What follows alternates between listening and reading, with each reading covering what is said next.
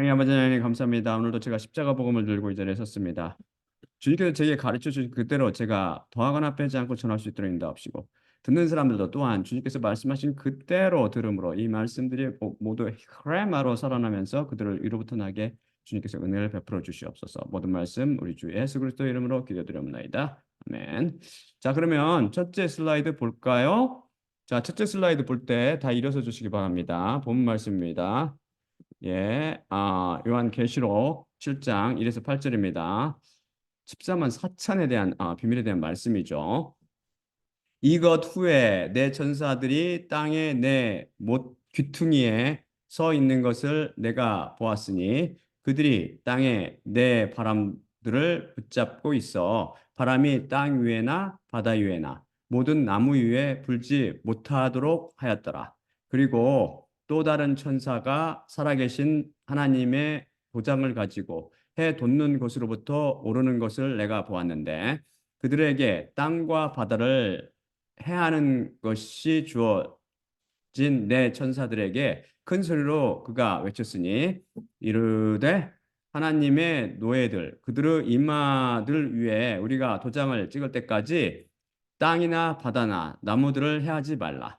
그리고 도장을 받은 자들의 숫자를 들었으니 14만 4천으로 이스라엘 아들들의 모든 부족으로부터 도장을 받은 자들이니 유다 부족으로부터 1만 2천이 이 도장을 받았고 르벤 부족으로부터 1만 2천이요 갓 부족으로부터 1만 2천이요 아셀 부족으로부터 1만 2천이요 납달리 부족으로부터 1만 2천이요 므낫세 부족으로부터 1만 2천이요 시므온 부족으로부터 1만 2천이요 레위 부족으로부터 1만 2천이요 이사갈 부족으로부터 1만 2천이요 스불론 부족으로부터 1만 2천이요 요셉 부족으로부터 1만 2천이요 베냐민 부족으로부터 1만 2천이 도장을 받았더라. 자, 앉아주시기 바랍니다. 그리스도의 복음, 그 십자가 복음에 비해 다른 복음의 특징은 헬라 철학이 그 토대가 되어 성경 말씀을 이성을 무기로 접근합니다. 게다가 인본주의나 실존주의에 강한 영향을 받아서 저 귀중한 하나님의 말씀조차 인간 중심으로 해석하지요. 물론 오직 성경으로 그 원칙에 크게 벗어나 하나님 말씀을 전혀 테러하지 않으며 변개시키기를 두려워하지 않습니다.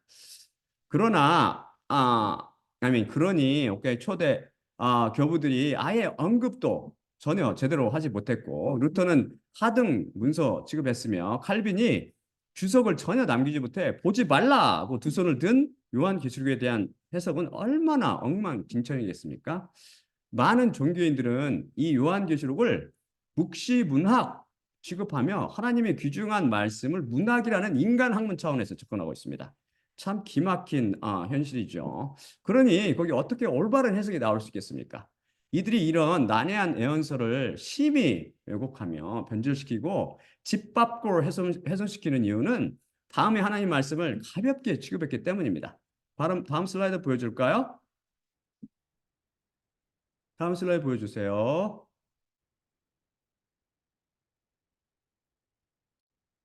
바로 성경 말씀에 가감하지 말라고 하나님의 경고죠.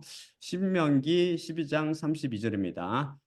내가 너희에게 명령하는 이 모든 말씀 그것을 너희는 지켜 행하고 그것 위에 더하거나 그것으로부터 빼지 말지니라. 요한계시록 22장 18에서 19절입니다. 내 자신이 이 책의 예언의 말씀을 듣는 모두에게 증언하노니 만일 어떤 이가 이것들 위에 더하면 하나님께서 그의 위에 이 책 안에 기록된 재앙들을 더하실 것이요 또 만일 어떤 이가 이 예언의 책의 말씀으로부터 제거하면 하나님께서 그 몫을 이 책 안에 기록된 생명나무로부터 또한 거룩한 성 밖으로 제거하시리라. 이 말씀들을 테러하기 위해서는 즉 지켜 보존하기 위해서는 요한계시록이든 그 무슨 성경 말씀이 되든 오직 성경으로 의 원칙에 의해서 접근해야 합니다. 이사야 34장 16절 이 증언 하듯 신비롭게도 성경 말씀에 대한 해석은 성경 말씀 자체가 해줍니다. 그것을 제가 매 시간 증명해 드리고 있지 않습니까? 그러기 위해서는 필수적인 것이 바로 성령님의 조명입니다. 제가 오늘 설교를 준비하기 위해서 한글 및 영어 설교들을 여러 개 들어봤어요. 여러 개. 심지어 신천지의 그 총회장 이모 씨 그 설교도 들었죠. 그랬더니 아니나 다를까 이들 모두 다른 복음을 선포하고 있었습니다.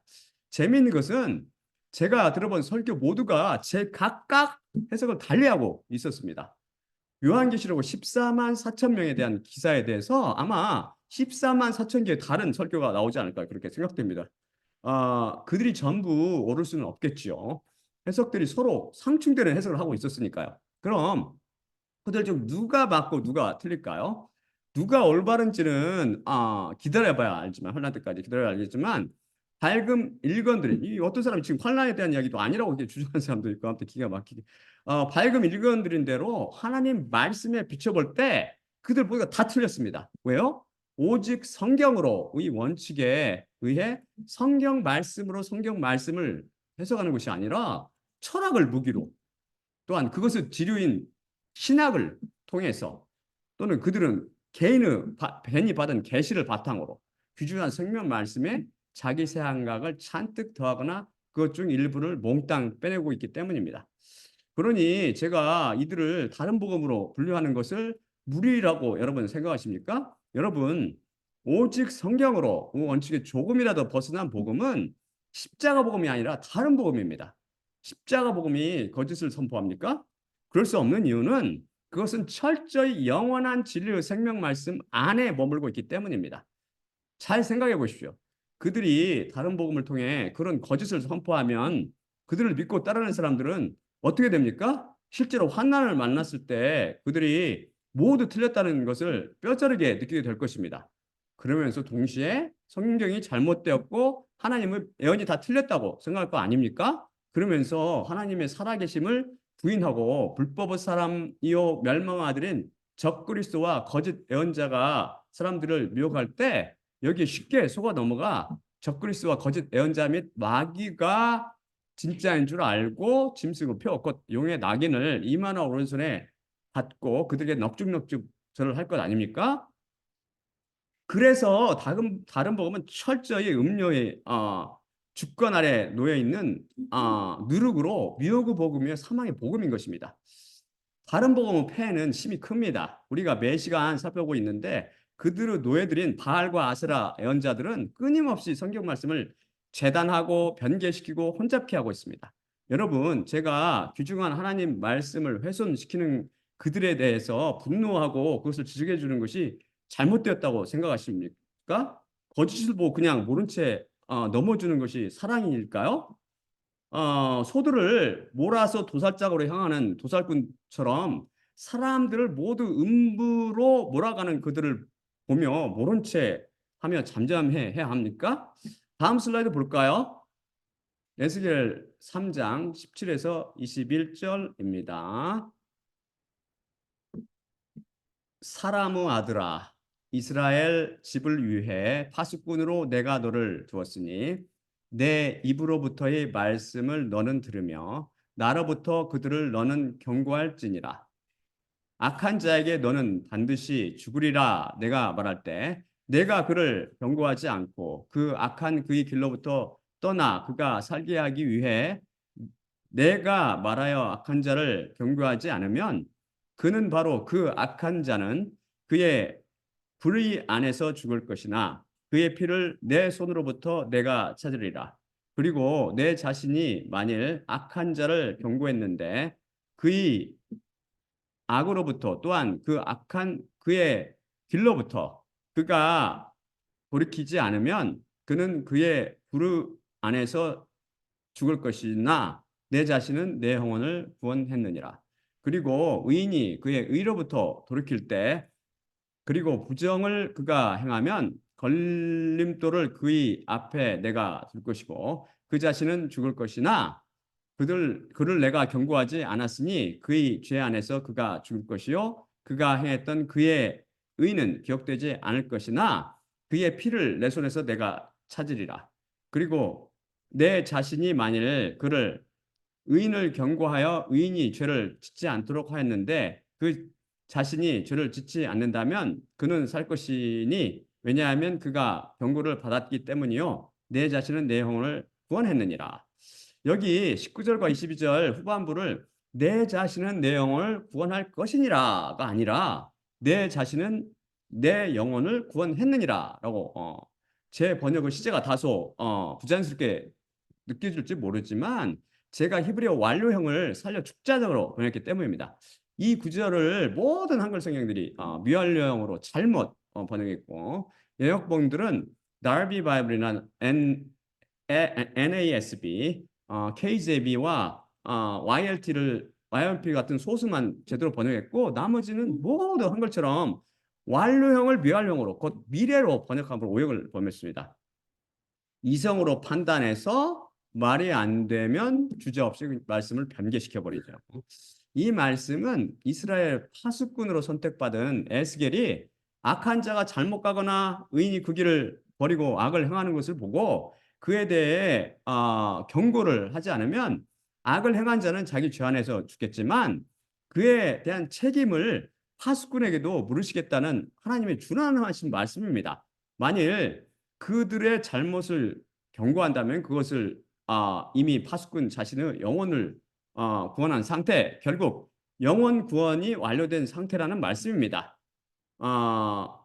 그들의 잘못을 경고해 준다면 파수꾼들의 영혼은 완전히 다 구원 받은 상태고 또한 하나님의 말씀을 이렇게 말씀하신 하나님의 말씀 저는 심히 두려워합니다. 그분은 절대 농담하시는 분이 아니시며 하시는 말씀을 철저히 이루시는 의의 하나님이심을 너무나 잘 알고 있기 때문입니다. 그것을 하나님께서 제 삶을 통해서 끊임없이 훈육시켜 오셨죠. 제가 확신하는데 이 에스겔의 입을 빌려 하신 말씀은 살아 있어서 말씀하신 바를 기어이 성취시켜야 마실 것입니다. 그래서 말씀을 받은 하나님의 노예들은 하나님의 말씀을 심히 두려워합니다. 하나님은 사랑의 하나님이시라 그런 잘못을 너그럽게 덮어주실 거라는 마귀의 거짓말에 속지 마십시오. 그런 죄는 예수님의 피를 범한 죄에 해당합니다. 피로 쓰여진 성경 말씀을 변개하며 왜곡하여 혼잡케 했기 때문이죠. 저는 예수 그리스도 피에 의해 덮임을 받아서 성전 안에 살고 있는 위로부터 난 그리스도인이지만 이런 말씀을 크게 두려워합니다. 제가 비록 말실수를 하거나 잘못 해석을 해도 제가 성전 안에 있으므로 그분의 피에 의해 즉 은혜로 덮어줄 것이지만 그러나 마음대로 그러니 마음대로 아무렇게 말씀을 해석하고 선포해도 된다가 절대 아닙니다. 설교를 준비할 때마다 주님 제가 거짓말하지 않게 계시를 완전히 열어주시고 저에게 자비와 은혜를 베풀어 주시옵소서. 저는 끊임없이 기도하면서 설교를 준비하죠. 하나님께서는 지혜의 말씀을 저에게 맡기셨습니다. 이스라엘의 파수꾼인 셈이죠. 그런데 어떤 이가 다른 복음을 선포하거나 어떤 이가 음료에 속아 악한 길을 가는데 그것을 못 본 채 제가 경고하지 않는다면 어떤 일이 저에게 일어나게 될까요? 다른 복음을 선포한 자나 음료에 속아 악한 길을 간 자들은 다 자신의 죄 안에서 음부로 던져져 사망을 맛보겠지만 저는 그것을 보고 또한 알면서도 경고를 하지 않는 까닭에 죄를 짓고 그들의 피해 대가를 받아야 합니다. 두렵지 않나요? 의인이 제대로 길을 가고 있는데 제가 그를 경고하여 그 길에서 벗어나지 않도록 하지 않아 그가 음료 길로 빗나가도 마찬가지죠. 그는 자신의 죄로 인해 죽을 것이지만 저는 의인을 경고하지 않으므로 그것 때문에 그의 피값을 받아야 합니다. 그래서 제가 매 시간 다른 복음의 잘못을 지적하며 십자가 복음과의 차이점을 드러내어 분별해서 말씀을 선포하는 것입니다. 제가 만일 이 일을 하지 않거나 게을리한다면 하나님께서 음부로 간 사람들의 피값을 제 손에서 찾으실 것입니다. 그러니 제가 그분의 에스겔 말씀을 그러니 제가 에스겔 말씀을 심히 두려워하지 않겠습니까? 왜냐하면 하나님께서 저를 파수꾼으로 세우셨기 때문이죠. 다음 슬라이드 볼까요? 고린도전서 9장 16절입니다. 이방인의 사도인 바울의 고백입니다. 만일 내가 복음 선포한다 해도 나에게 자랑이 없기 때문이니 나에게 필수 불가결이 놓여졌기 때문으로 내가 복음 선포하지 않는다면 나에게 비통함이 있기 때문이라.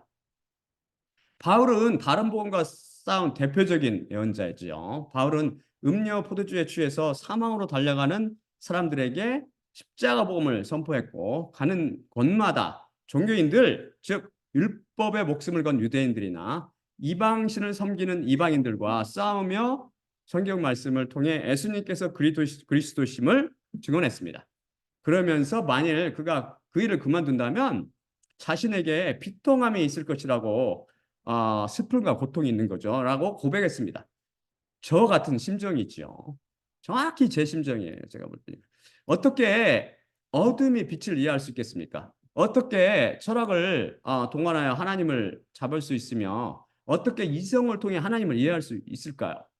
하나님의 생각은 오직 하나님 한 분만 아십니다. 자신만 아시는 거죠. 성경 말씀은 오직 성령님의 조명을 통해서만 깨달을 수 있습니다. 자, 그럼 요한계시록 7장 오늘의 본문 말씀을 살펴볼까요? 오늘의 본문 말씀은 이것 후에로 시작합니다. 여기서 이것 후란 언제를 가리킵니까?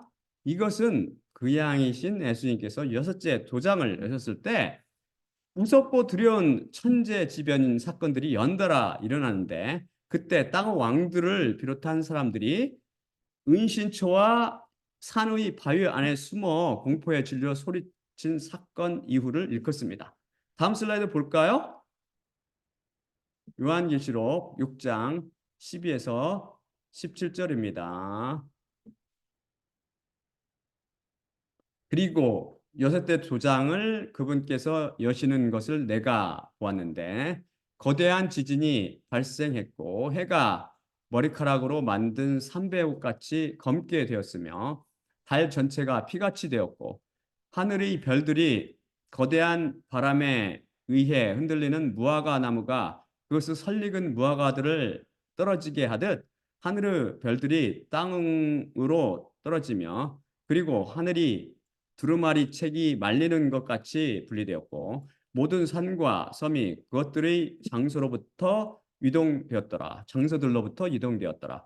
그리고 땅의 왕들과 거물들과 천명의 지휘관들과 부자들과 강한 자들과 모든 노예와 자유인이 산들의 은신처들 안과 바위들 안으로 스스로를 숨겼고 산들과 바위들에게 일렀으니 우리들 위에 떨어져 우리를 보좌 위에 앉아 계신 분의 얼굴과 그 양의 진노로부터 가리라. 왜냐하면 그들의 진노의 큰 날이 왔으니 누가 설 수 있으리요. 여기서 도장 스프라기스라는 그 헬러는 무슨 뜻이냐면 첫째 왕의 옥새인 시그넷 도장이란 뜻과 왕의 옥새라는 뜻이에요. 이게 시그넷. The impression made by a signet. 그래서 옥새를 찍을 때 생기는 그 도장 자국이란 뜻으로 간단히 signet mark, 옥새 각인이란 뜻이 있습니다. 그래서 그 양께서 도장을 여셨다라는 표현을 하면 이것은 도장을 찍어 자국을 내어 봉인한 것을 여셨다라고 이해하시면 됩니다. 저는 그대로 축제적으로 보내기 때문에 여러분이 도장을 열다는 게 무슨 말이야? 이게 도장 찍어서 자국 낸 것을 여셨다 이렇게 이해하시라고요. 아셨죠? 그래서 여기 6장 15절 그리고 땅의 왕들과 거물들과 천명의 지휘관들과 부자들과 강한 자들과 모든 노예들과 자유인이 은신처들 안과 산들의 바위들 안으로 스스로를 숨겼고 해서 은신처들 안과 산들의 바위들 안으로라는 표현을 거의 대부분이 번역 성경들이 오유겠죠. 대부분이 한글은 100%. 근데 대부분의 동굴과 산의 바위 틈에 숨어라고 오유겠죠. 헬라어 원문은 분명히 제가 번역했듯이 에이스타 스페라이아 I mean 스펠라이아 카이 에이스타스 페트라스 턴 오레온 이로 이걸 그대로 번역 지금 이렇게 말씀하신 것 같이 은신처들 안과 산들의 바위들 안으로라는 뭐뭇을 안으로라는 뜻을 갖는 전치사 에이스를 분명히 쓰고 있습니다. 은신처와 바위들 안으로 숨는다고? 은신처를 만들어봤자 어떻게 피하며 바위 속으로 어떻게 들어가? 말도 안 돼. 에라 말이 돼. 고치자 뜯어 고쳐버리자. 동굴이나 바위 틈이 숨겠지. 라면 원문을 매트레어하고 클리너한 후 완전히 변개시키고 재단해 버렸죠. 여러분 핵전쟁을 대비해서 전 세계 대통령과 왕들이 자신들의 은신처를 지하나 산속에 만든 것을 여러분이 듣거나 보셨습니까? 부자들이나 서력가들도 개인적으로 그런 것을 다 갖고 있는 사람들이 많아요. 사실 거기 막 음식들도 잔뜩 싸놓고 그걸 보여주더라고요. TV로 제가 본 기억이 있는데 그래서 아, 각 나라는 자국민을 위해서 지하 벙커를 만들어 두거나 또한 지하철을 비상용으로 쓸 수 있도록 이렇게 다 설계해 두었습니다. 한국도 마찬가지죠. 그것들은 튼튼한 콘크리트나 바위로 구성되어 있습니다. 콘크리트가 단단한 돌인 바위가 아니고 무엇입니까? 이게 뭐예요? 이게 흙이에요? 장차 그 양께서 여섯째 도장을 여실 때 일어난 그 천재지변으로 인해 그들이 다들 은신처인 지하 벙커나 지하 공간, 즉 산들 속에 만들어둔 그 콘크리트 벙커 속으로 대피하게 될 것입니다. 정확히 성경 말씀이 일어날 거라고요. 이거는 저는 눈에 보인다고 보여. 저는 오리처럼 보이는 이런 성경의 원문을 대할 때마다 감탄을 금하지 못합니다. 여러분, 요한계시록을 비롯한 성경의 모든 예언은 반드시 채워지게, 즉 플레로, 즉 성취될 날이 올 것입니다. 십자가 복음을 듣는 이들 중 이것을 못 가게 될 이들도 많이 있을 것입니다. 잘 기억해 두세요. 요한계시록 오역된 성경 보지 마시고 제가 설교한 것을 잘 기억해 두시라고요. 요한계시록 다음 슬라이드 볼까요? 다음 슬라이드 보여주세요. 요한계시록 5장 1에서 10절입니다. 그리고 보좌 위에 앉아 계신 분의 오른쪽에서 안쪽과 뒤쪽이 쓰여 있고 7도장들로 봉인된 책을 내가 보았더라. 그리고 한 힘센 천사가 거대한 목소리로 선포하는 것을 보았는데 그 책을 열며 그것의 도장들을 풀기 누가 합당하냐? 그런데 하늘 안에도 땅 위에도 땅 아래도 그 책을 열거나 그것을 볼 수 있는 이가 아무도 없었더라. 그리고 그 책을 열거나 그것을 보기에 합당한 이가 아무도 발견되지 않자 내 자신이 많이 울고 있었는데 장로들 중 하나가 내게 이르기를 울지 말라. 보라, 유다 부족으로부터 나온 그 사자 다윗의 뿌리께서 이기셨으니 그 책과 그것의 7도장들을 여시리라. 그리고 보좌의 네 생물들 가운데와 장로들 가운데 7뿔들과 7눈들을 가진 양이 살육당했던 것처럼 서 있는 것을 내가 보았는데 7눈들은 온 땅에 보내심을 받은 하나님의 7영들이라. 그리고 그 양이 오셔서 보좌 위에 앉아 계신 분의 오른쪽으로부터 취하셨더라. 그리고 그분께서 그 책을 취하실 때 내 생물들과 24 장로들이 각각 수금과 향들이 가득 찬 금그릇을 가지고 금그릇들을 가지고 그 양 앞에 엎드렸으니 그 향들은 성도들의 기도들이라. 새 노래를 그들이 불러 이르되 당신은 그 책을 취하고 그것의 도장들을 열기에 합당하시니 당신이 설력당하셔서 당신의 피로 모든 부족과 방언과 백성과 민족으로부터 당신께서 사서 하나님께 드리시고 그들을 우리 하나님께 왕국과 지상들로 당신께서 만드셨으니 땅 위에서 그들이 왕으로 다스릴 것이나이다. 다스릴 것이니이다. 여기 제가 책이라고 번역한 히브리어는 헬라어는 비블리온이라는 단어인데 성경 말씀 중에서는 이것은 거의 대부분 성경 말씀, 그 성경책을 의미합니다. 요한계시록 7인을 뗄 때마다 벌어지는 재앙을 기록한 부분을 의미하지 않습니다. 그 부분만은 의미하지 않는다고요.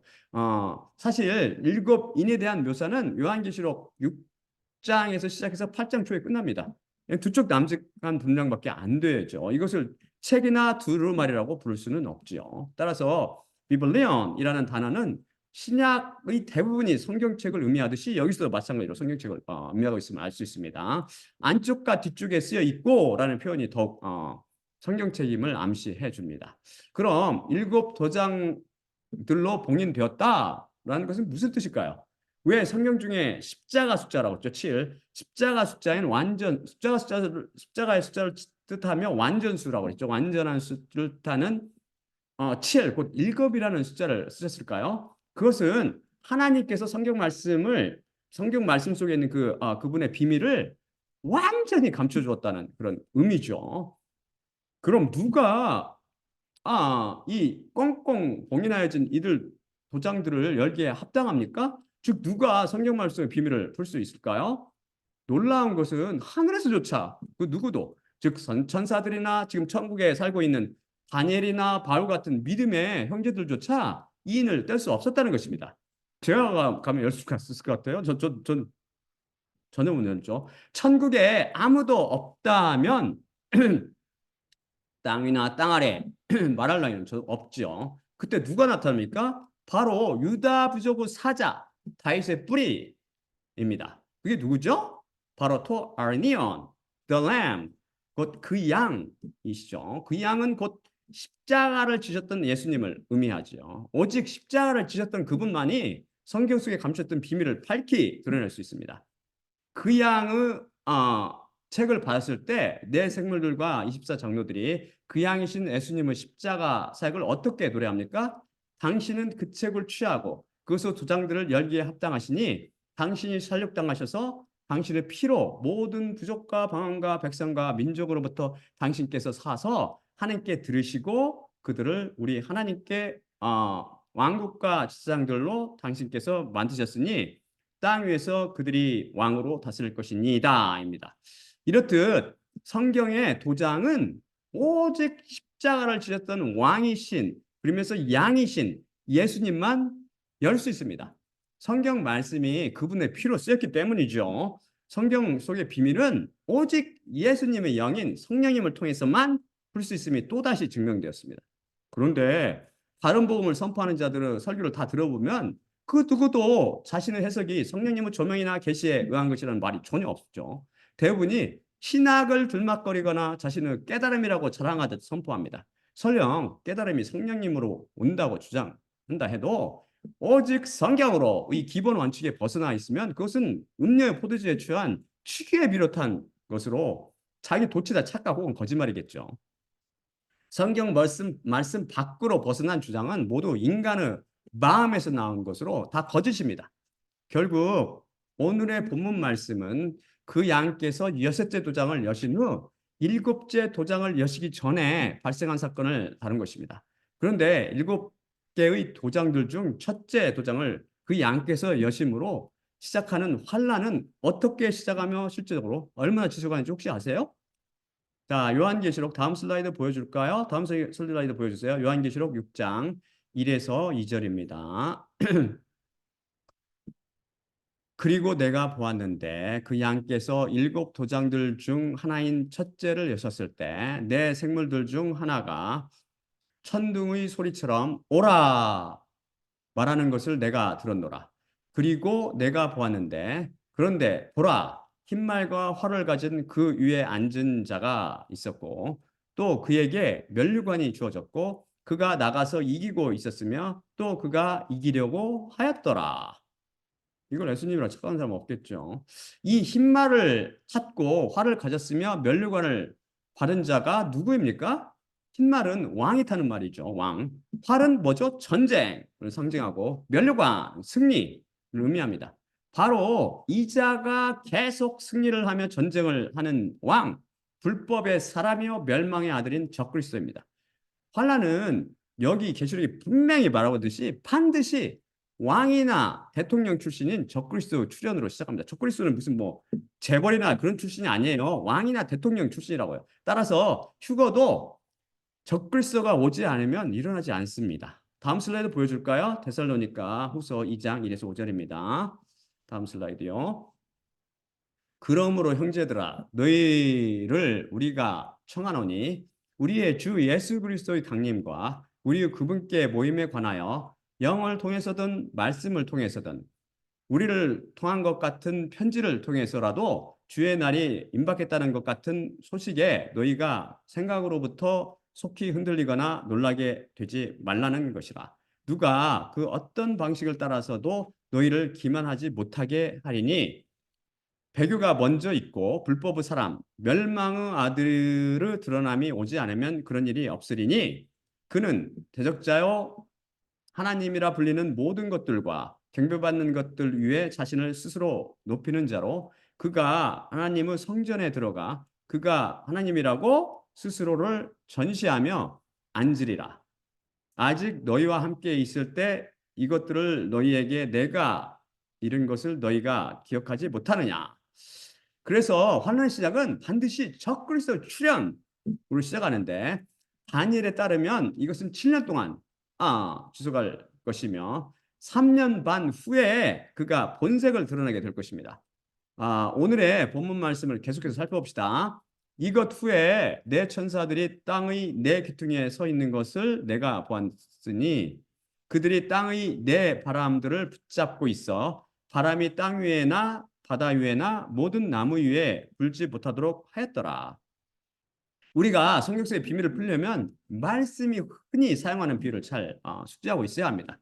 오직 성경으로의 원칙에 의해서 연구해 보면 성경 말씀 중에서 땅은 아담과 하와의 타락으로 하나님께 저주를 받은 곳으로 세상을 상징합니다. 이에 반해 하늘이 하나님께서 계신 곳을 상징한다면 바다는 마귀가 사는 곳을 사는 곳으로 비유됩니다. 사실 마귀의 처소는 어디라고 그랬어요? 지금 둘째 하늘에 있다고 살펴봤죠. 바다는 또한 사망을 비유하거나 악을 비유합니다. 하지만 땅과 바다가 피조물 중 하나로서의 그 땅과 바다를 의미할 때도 많습니다. 바람은 헛된 것을 비유하거나 환난이나 재앙, 심한 심판 등을 비유하며 또한 성령님을 비유할 때도 있습니다. 분유마죠. 나무는 성경 중에서 흔히 인간을 비유합니다. 인간. 특히 신약 쫙 읽어보면 예수님께서도 인간을 많이 비유하셨죠. 또한 종교를 비유하기도 하고 십자가를 비유하는 경우도 있습니다. 여기서 땅의 내 귀퉁이란 온 세상 경계를 의미하며 땅이나 바다 및 모든 나무는 말 그대로 피조물로서 땅, 바다 및 모든 나무를 의미합니다. 이것을 영적으로 해석하는 종교인들을 보았는데 그 이유는 계시록을 잘 모르기 때문이죠. 땅과 바다와 나무는 그들 위에 하나님께서 장차 하나님이 진노를 쏟아 붓습니다. 그 결과 그것으로 인해 그것을 이용해서 사는 그 안에 사는 인간들이 심판을 받게 되죠. 여기서 바람은 환난이나 재앙 혹은 심판을 비유합니다. 내 천사들이 내 바람을 붙잡고 있는 것은 처음 6도장을 여신 후 잠깐 심판을 보류하고 계시는 것을 의미합니다. 그것은 하나님의 노예들의 이마에 도장을 찍기 위함이죠. 그리고 또 다른 천사가 살아계신 하나님의 도장을 가지고 해돋는 것으로부터 오르는 것을 내가 보았는데 라고 말씀이 증언합니다. 여기서 하나님의 도장이 무엇일까요? 다음 슬라이드 볼까요? 다음 슬라이드 보여주세요. 에스겔 9장 3에서 7절입니다. 그러자 그룹 위에 머물러 있던 이스라엘 하나님의 영광이 거기로부터 떠올라 그 집의 문지방을 향하여 그분께서 흰색 아마포 옷을 입고 허리춤에 서기관의 먹통을 찬 그 남자를 부르시고 여호와께서 그에게 이르시되 너는 성 가운데 곧 예루살렘 가운데를 지나다니며 그 성 가운데 모든 가증한 일들도 말미암아 탄식하며 신임하는 남자들의 이마 위에 표를 하라. 그리고 내 귀 안에서 그들에게 이르시되 너희는 그의 뒤를 따라 성 가운데 다니며 너희 눈의 궁율 위에서 치고 동정심을 품지 말라. 늙은이, 젊은이와 처녀와 어린이와 여자들을 죽여 파멸시키되 그의 위에 그 표가 있는 모든 남자 위에서 가까이 하지 말라. 내 성소로부터 시작할지니라 하심에 그들이 그 집 앞에 있는 늙은이들 안에서 시작하시더라. 하나님께서 또 그들에게 이르시되 너희는 그 집을 더럽히고 죽은 자들로 뜰을 채우라. 나가라 하심에 그들이 나가서 성 안에서 치더라. 여기서 그 집은 전에도 배웠듯이 하나님의 집인 성전을 말합니다. 교회죠. 여기서 남녀노소 많은 사람들이 모여 있지만 그들 중 이마에 표가 없는 사람들 빼고는 다 죽임을 당할 것입니다. 마귀와 하수인인 불법의 사람, 곧 적그리스도만 사람들이 이마에 표를 하는 게 아닙니다. 이마표는 하나님께서 명하신 것인데 마귀가 따라한 것이죠. 지가 하나님이라고. 하나님께서는 모든 가증한 일들로 말미암아 탄식하며 신음하는 남자들, 곧 죄로 인해 마음 아파하고 고통당하는 사람들에게 성령님을 주시고 그 도장을 이마에 찍어 주십니다. 죄를 즐겨하거나 죄를 심각하게 생각하지 않는 모든 사람들은 다 죽임을 당합니다. 다음 슬라이드 볼까요? 요한계시록 22장 1에서 5절입니다. 또 그가 그 거리의 가운데 있으며 하나님과 그 양의 보좌로부터 흘러나오는 수정같이 빛나는 생명수의 강을 내게 보여주니라.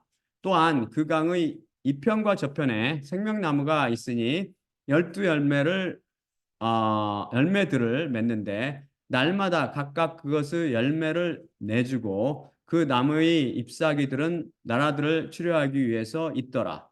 더 이상 모든 저주가 없을 것이며 하나님과 그 양의 보좌가 그 가운데 있으리니 그분의 노예들이 그분을 섬기며 그분의 얼굴을 볼 터이요 그분의 이름도 그들의 이마 위에 있으리라. 또한 더 이상 말이 없을 것이며 아민 또한 더 이상 밤이 없을 것이며 제가 좀 시력이 나빠서 더 이상 밤이 없을 것이며 등불의 빛과 햇빛이 필요 없으리니 이는 주 하나님께서 그들에게 비추실 것이기 때문이라. 또한 그들이 영원히 왕노릇 하리로다. 성령님을 받은 자들의 이마에는 하나님 곧 예수님의 이름이 기록되어 있습니다.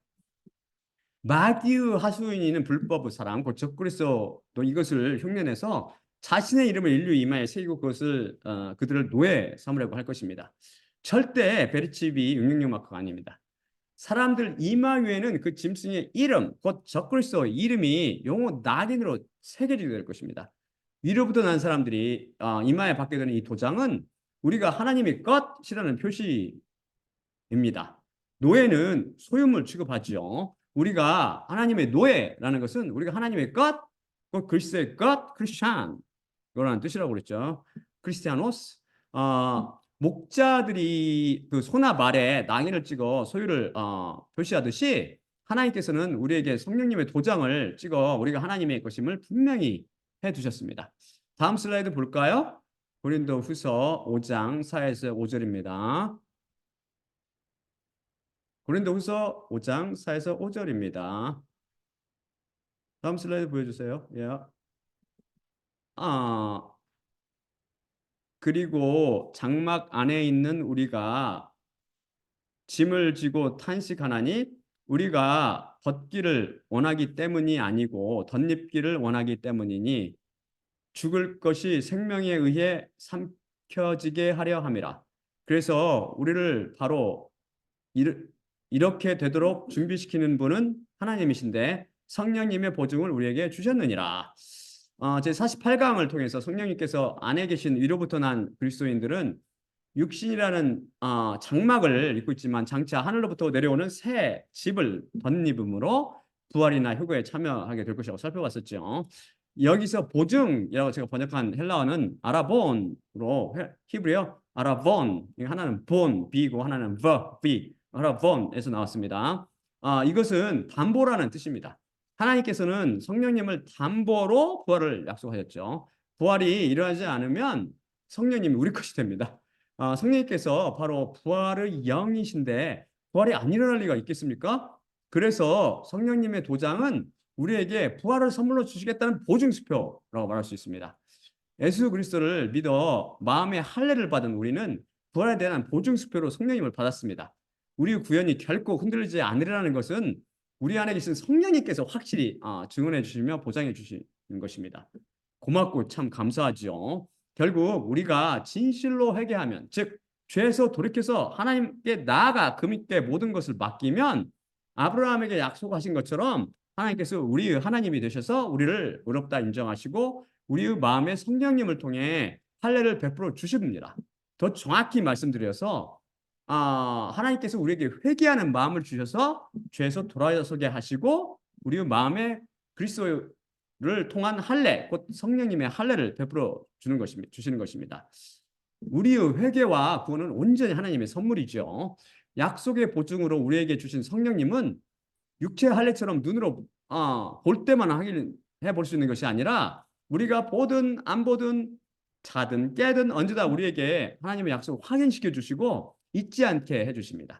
그뿐 아니라 지금까지 살펴본 것처럼 회개의 열매와 성령님의 열매를 통해 여러 가지 능력으로 우리 안에서 역사하십니다. 결국 우리를 휴거와 부활에 참여하게 하실 것입니다.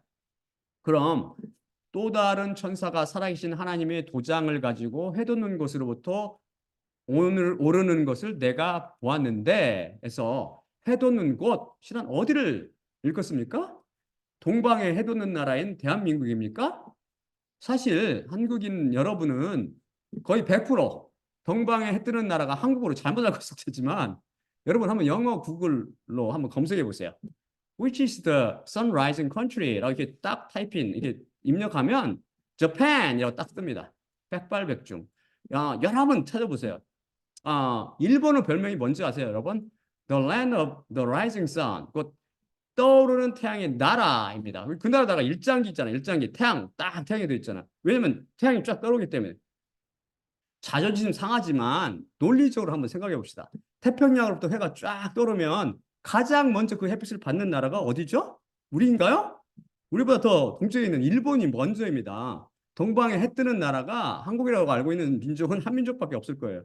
미국 사람들이라든지 다른 사람들은 다 일본으로 알고 있어요. 일본으로. 하지만 날이 시작했을 때 햇빛이 가장 먼저 도달하는 나라는 일본보다 더 동쪽에 있는 Republic of 키리바티, 즉 키리바시라는 나라입니다. 들어보신 적 있으세요? 태평양에 있는 나라인데 날짜 변경선에서 가장 가깝게 위치해 있기 때문에 해가 가장 먼저 뜨는 나라이죠. 가장 동쪽에 있는 나라입니다. 그럼 하나님의 도장을 가지고 쫙 올라오는 그 천사는 키리바시에서 올라올까요? 오직 성경으로 이 원칙에 비춰보면 이것이 참이 아니면 금방 알 수 있죠. 성경 키리바시 한번 찾아보세요. 나오는지. 한국 찾아보세요. 일본 아무것도 안 나오죠. 천사가 올라온 곳은 떠오르는 태양의 나라, 곧 일본도 아니고 동방을 해 뜨는 나라인 한국도 아닙니다. 해답을 성경에서 찾으십시오. 성경으로 반드시 오직 성경으로 원칙에. 그럼 해돋는 곳은 곧 해돋는 곳인 동쪽이잖아요. 동쪽에 해 뜨잖아요. 동쪽은 어디를 가리킬까요? 전에 배웠는데 기억나는 분이 있을지 모르겠어요. 다음 슬라이드 볼까요? 에스겔 43장 1에서 5절입니다.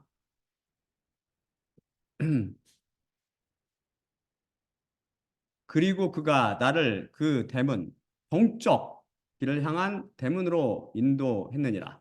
그런데 보라 이스라엘 하나님의 영광이 동쪽 길로부터 오는데 그것의 소리가 많은 물소리와 같았고 땅이 그분의 영광으로 빛났더라. 그리고 그 광경은 내가 보았던 그 광경과 같았으니 그 성을 멸하러 내가 왔을 때 내가 보았던 그 광경과 같았으며 환상들은 그 발강을 향해 내가 보았던 그 광경과 같았더라. 그리고 내가 그 얼굴을 대고 엎드렸느니라. 그러자 여호와의 영광이 그 집으로 그 면이 동쪽 길을 향한 대문의 길로 왔느니라. 그리고 영이 나를 들어서 안뜰로 인도했는데 보라 여호와의 영광이 그 집을 채웠느니라. 바로 동쪽은 하나님의 방향, 하나님께서 계신 곳이고 제 124강에서 이에 대해 살펴봤죠. 바로 도장을 가지고 오는 천사는 하나님의 명령을 받고 하나님께로부터 온다는 것을 알 수 있습니다.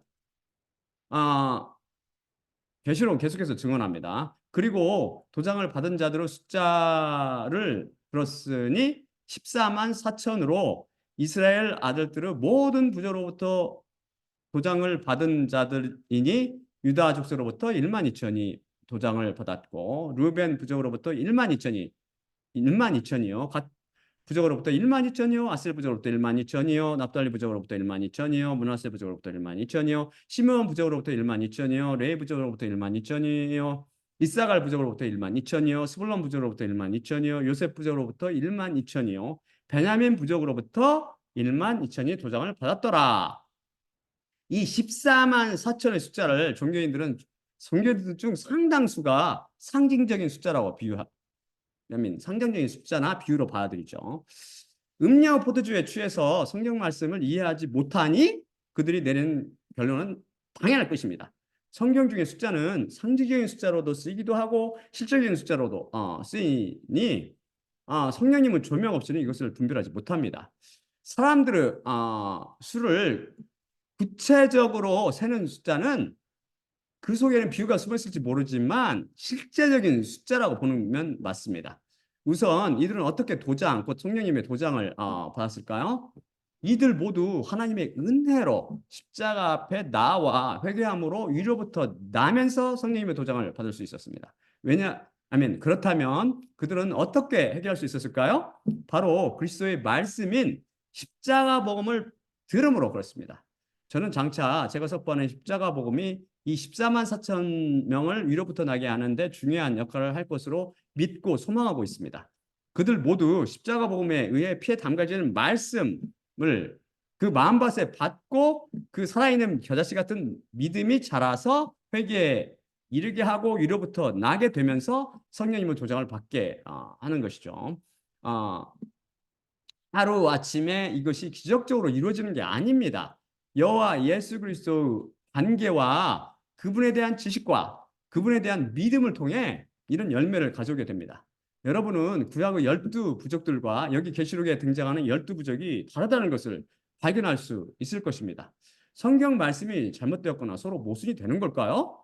분명히 다르잖아요. 12부족 완전히 다르거든. 완전히 두 명이 다른데 계시록에 등장하지 않지만 구약에 나오는 이스라엘 부족 이름은 단 부족과 에브라임 부족 이 두 가지입니다.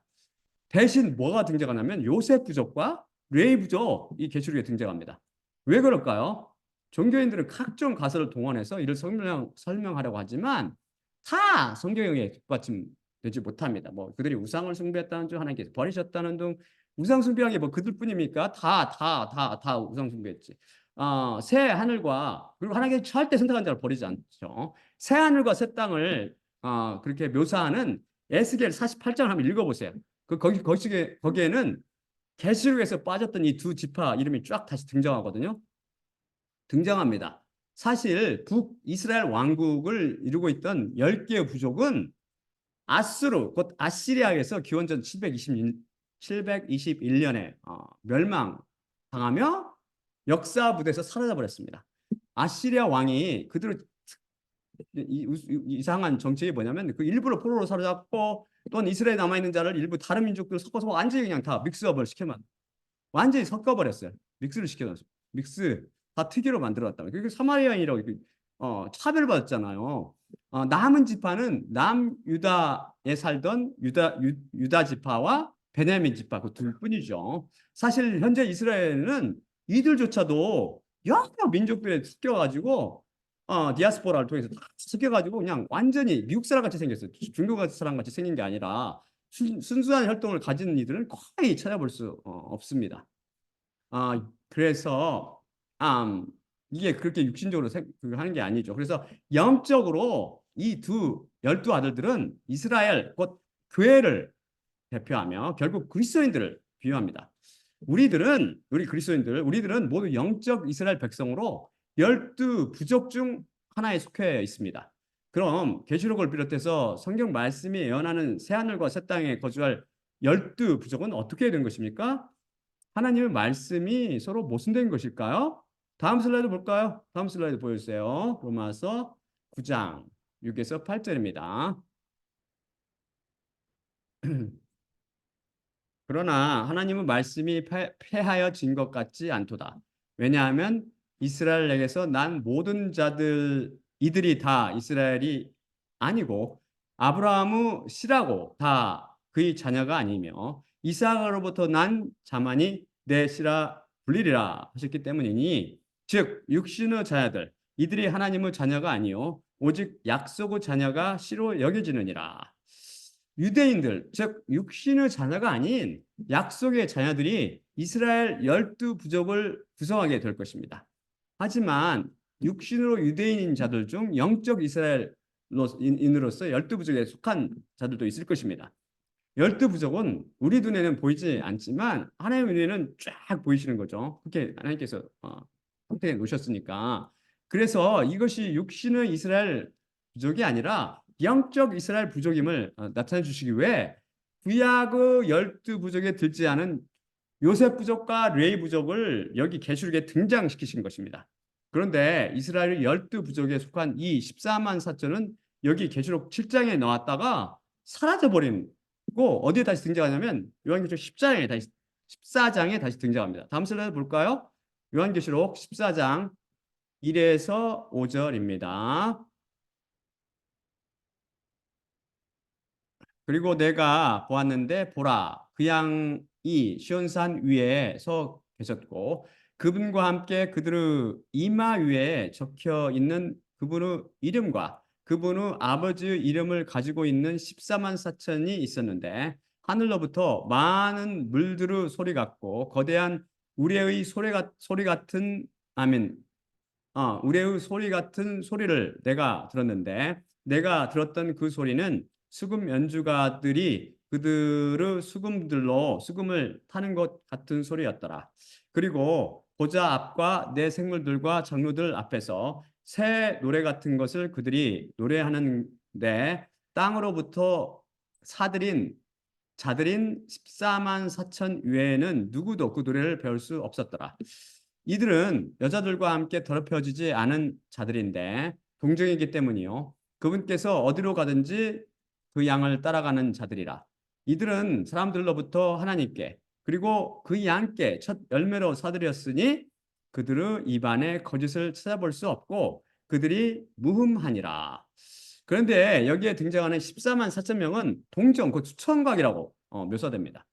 이것은 환란 때 하나님의 노예로 선택된 사람들이 결혼하지 않은 성관계를 하지 않은 그런 남자들이라는 의미가 전혀 아닙니다. 이미 제가 말씀드렸듯이 그 마음 가운데 우상숭배라는 그 탐심 우상숭배라고 했죠. 탐심이 자리 잡고 있어서 그런 사람들은 다 동정이 아닌 거고 비록 수총각이 되도록 그게 아니고 그 마음 가운데 성령님께서 오셔가지고 오직 예수님만 바라보는 사람은 그 사람이 바로 동정인 거예요. 그 사람이 그게 바로 오직 예수님만 바라보는 그런 남자들을 일컫습니다. 하나님의 법이 마음에 새겨진 자들 즉 이미 십자가를 개인적으로 경험한 사람들입니다. 이들의 다른 특징은 그분께서 어디로 가든지 그 양을 따라가는 자들이라는 것입니다. 이 말이 무슨 뜻인지 아십니까? 만약 여러분을 누군가가 푸른 추장이나 쉴만한 물가로 인도하면 기꺼이 따라갈까요? 당연히 가죠. 그러면 여러분은 폭탄이 난무하는 전쟁터로 이끈다면 기꺼이 따라가겠습니까? 이 14만 4천 명은 그 양께서 자신들을 그 어디로 인도하든지 졸졸졸 따라갑니다. 믿음의 참 의미가 뭐라고 했죠? 맡기는 것이라고 살펴봤죠. 달리 표현해서 졸졸 따라가는 것이고 또한 이것은 다른 말로 바꾸면 순종이라고 했습니다. 하나님께서 이들 노예 곧 14만 4천에게 자신의 신실하심과 사랑과 관심을 끊임없이 보여주셔서 그들이 목자이신 예수님께 완전히 믿고 맡기며 순종하게 키우신 것이죠. 하나님께서 예수님께서 물 가운데를 지나가게 하시더라도 따라가고 강을 건널 때도 따라가며 불 가운데 인도하셔도 아무 말 없이 따라갑니다. 성경 말씀을 통해 선하신 목자이신 그분을 만나 뵙고 고난과 환난을 통해서 바로 성경 말씀의 진리임을 다시 확인할 수 있었기 때문입니다. 그래서 그들은 예수 그리스도의 신실하심에 설복당했습니다. 그들의 신앙을 이끄시는 선하신 목자 예수 그리스도 모습이 보이지 않습니까? 이 14만 4천 명을 하나님과 그 양이신 예수 그리스도의 첫 열매라고 성경은 말씀합니다. 첫 열매란 그분들께서 수고하여 수확하게 된 땅의 결실이라는 뜻이죠. 그들 된 것은 온전히 하나님과 예수님의 열심과 수고 덕택이라는 것입니다. 자신들의 노력의 결과도 아니며 열심의 결과도 아니고 수고 결과도 아니고 오직 하나님의 은혜인 것이죠. 하나님의 열심과 수고니까 인간을 볼 때는 자기들이 한 것이 아무것도 없기 때문에 은혜라고 부르죠. 첫 열매는 또한 부활에 참여할 사람들을 일컫는다 우리가 이미 배웠죠. 그래서 이들은 모두 장차 부활에 참여해서 시온산에 서게 될 것입니다. 이 사람 지금 부활한 상태예요, 다들. 또한 성경은 그들의 입에서 거짓을 찾을 수 없다고, 그들이 무흠하다고, 즉 흠이 없다고 말씀합니다. 이게 가능합니까? 인간의 수련과 노력으로는 불가능하지만 하나님의 지혜와 능력으로는 가능하지요. 이것이 바로 믿음의 놀라운 비밀이라고 이미 배웠습니다. 그들이 하나님과 예수님께 대해 가진 믿음이 그들의 입에 거짓이 없고 그들을 흠이 없는 사람들로 간주하게 만든 것이죠. 우리 인간들 보기에는 그들의 그들의 입이 거짓말을 말하며 때로 흠이 많을지 모르지만 의로우신 하나님 보시기에 그들은 흠없고 점없는 제물이신 유월절 양 예수 그리스도와 동일한 제물입니다. 십자가로 찾아온 바로 믿음의 비밀이라고 배웠죠. 그런데 거창하게 하나님의 도장을 받아 위로부터 나서 성령을 받더니 아무 하는 일 없이 그냥 사라져버린 후 그 양과 함께 시온산 위에 등장합니다. 그들의 땅 위에서의 사역은 무엇이었을까요? 궁금하지 않으세요? 다른 복음을 통해서는 절대 풀 수 없는 이 비밀을 다음 시간에 살펴보도록 하겠습니다. 그럼 다 마지막으로 고린도전서 11장 23에서 26절을 읽고 마치겠습니다. 내가 너희에게 전한 것은 주님께 받은 것이니 곧 주 예수님께서 잡히시던 밤에 떡을 취하시고 감사하신 후 떼어 이르시되 이것은 너희를 위하는 내 몸이니 이것을 행하여 나를 기억하라 하시니라. 식후에 또한 그와 같이 잔을 취하시고 이르시되 이 잔은 내 피로 세운 새 언약이니 이것을 행하여 마실 때마다 나를 기억하라 하시니라. 그러므로 너희가 이 떡을 먹으며 이 잔을 마실 때마다 주님의 죽으심을 그분이 오실 때까지 전파할지니라. 예수님은 몸과 피로 상징된 떡을 떼며 잔을 마실 때마다 십자가에서 흘리신 그분의 피를 통해서 14만 4천을 불러주신 예수님만 바라봅시다.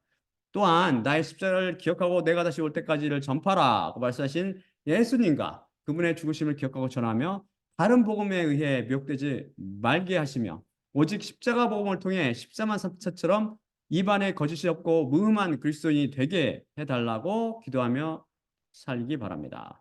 자, 그러면 제가 마지막으로 기도하고 마치겠습니다. 사랑의 아버지 하나님 감사합니다. 오늘 말씀을 통해서 14만 4천의 비밀을 일부를 공개하여 주심을 감사합니다. 저희가 오직 우리는 하나님의 은혜를 힘입어서 우리 이마에 하나님의 도장인 성령님의 표를 받음으로 우리가 온전히 하나님의 것으로서 하나님의 노예로서 크리스티아노스 하나님의 예수 그리스도의 것으로서 살아가게 됩니다. 우리가 이 어려운 세상에 미혹이 많은 이 어지러운 세상에서 제가 저를 파수꾼으로 세웠사오니 제가 그들의 불의를 볼 때 그들을 덮어주고 묵인하는 것이 아니라 다른 복음을 전하는 자들 주님의 말씀으로 훈계하게 하시며 다른 말씀을 통해서 어둠 가운데 행하는 자를 빛으로 인도할 수 있도록 저에게 도와주시고 저의 계시를 완전히 열어주사 제가 또한 거짓말하지 않도록 저를 도와주시옵소서. 모든 말씀 우리 주 예수 그리스도 이름으로 기도드립나이다. 아멘. 아멘.